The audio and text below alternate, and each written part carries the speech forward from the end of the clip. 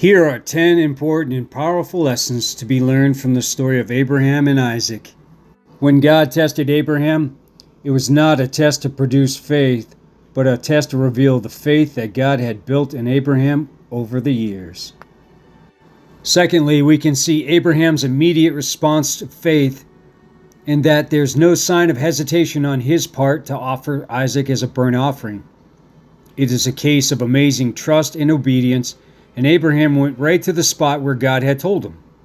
Thirdly, Abraham was full of faith when he spoke to the servants who were with him when he reached the mountain to sacrifice Isaac. He believed that both he and Isaac would return. "We will come back," he told them. Isaac had perfect obedience to Abraham. He did not resist or escape, even though he would be sacrificed. Abraham had faith in God's ability to raise Isaac from the dead due to God's promise concerning Isaac in Genesis 17:19. That was the reason he was willing to plunge the knife into Isaac. He did not believe that God will stop the sacrifice.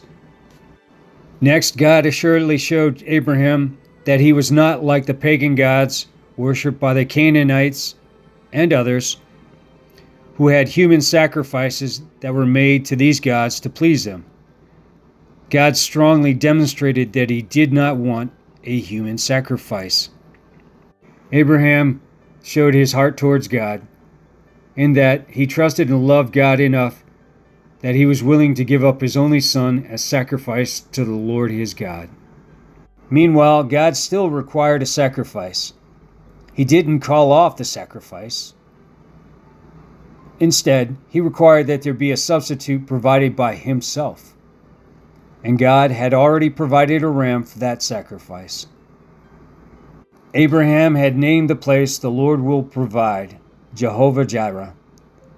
The naming of the place was significant. This name reflects the Lord's covenant promises to provide for his people and how he provides for them even when they don't see or know it. The final lesson is that God reconfirmed his promise to Abraham in light of his faith. Here's a bonus lesson. The story of Abraham and Isaac reveal another important fact. God called Isaac your only son, when in reality, Abraham had another son, Ishmael. However, Ishmael was put away from the family of Abraham in Genesis 21, 8-14. And as far as God's covenant was concerned, Isaac was the only son of Abraham.